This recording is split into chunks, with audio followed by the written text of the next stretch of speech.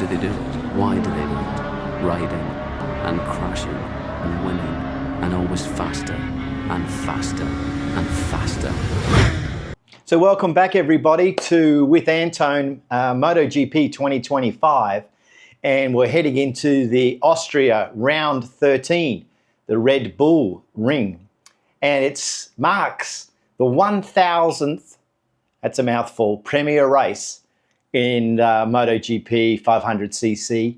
Of course, it started back in 1949. It also marks 62 races since Yamaha had a win, and it also marks KTM 55 races since they had a win.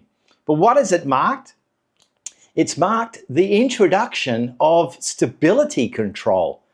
Now, we're going to run through this today and talk a little bit about stability control, but I want to start off with something first. Now, stability control is all about controlling the rear wheel and traction. But let's just backtrack. Now, I'm wearing Nicky Hayden today for a reason. Now, dirt track racing is all about sliding the bike, and we have seen some masters at this. Nicky Hayden himself, world champion, come from the American dirt track scene, famous Indy Mile. You've got Marc Marquez, used to run the Super Posterio at the end of every season. What about Valentino Rossi and riding on his dirt track ranch?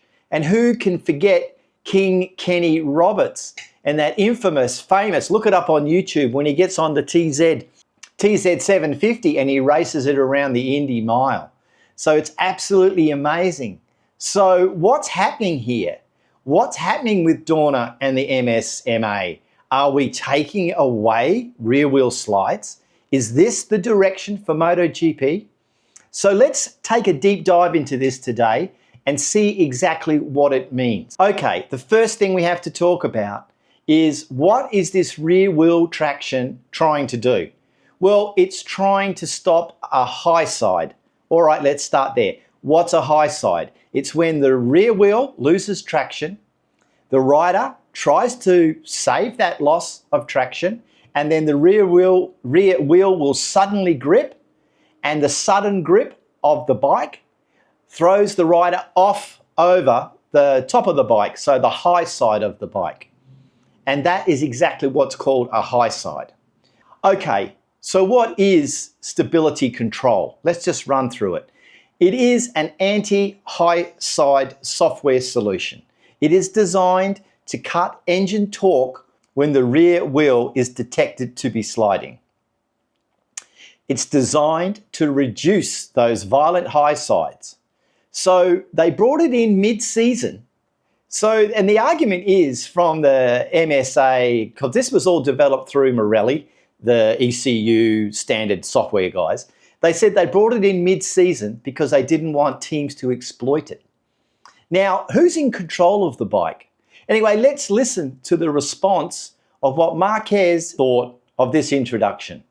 For me, it's clear, more things you introduce on the bike, in this case electronic, less different can make the rider. So I test this new control in Aragon and also in Malaysia test, and just it's easier to ride. You can be against the control and the bike is doing everything. So as a rider, I don't like if it's safety or no. In the end, every manufacturer have a different point of view.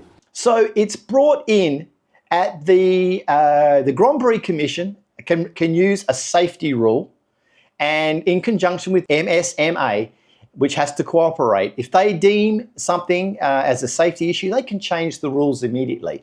But, you know, forget front tyres. We're not going to change the rules about front tyres. And we know that that's been ruining the series. And we're not going to take away the aero, well, we are in 27, but we're not going to take that away as a safety issue. So what they're doing is they're making these bikes easier to ride. Now, if it's easier to ride, what does that mean? What's happening in season 2025? We're seeing the number one guy, Marc Marquez, number 93, he's running away with the championship. So what are they doing? They're bringing the field closer to him.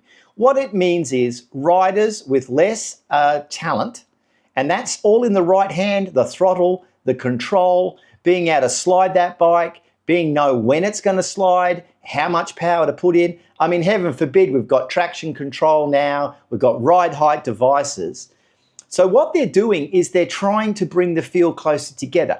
But history will show every time they introduce a new ECU software or the ride height device or any of these so-called technology advancements, the racing doesn't get closer. It does not get closer. The more tech we put on these bikes, the less closer the racing actually is.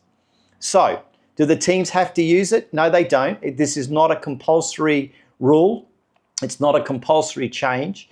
It might well be something that they bring in 26, because 26 is starting to look like a little bit of a dead season. Big changes in 27, change to the 850, change to the aero, change to the ride height device. So they've brought this in the middle of the season, and maybe we may see this be used going forward.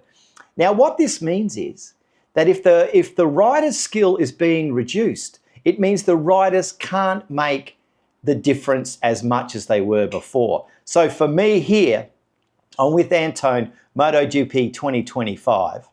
I don't think this is a great idea, and I'm here to watch the best be the best. And the other thing that's on my mind is Yamaha must have made their decision for the teams, for Pramac and for Monster.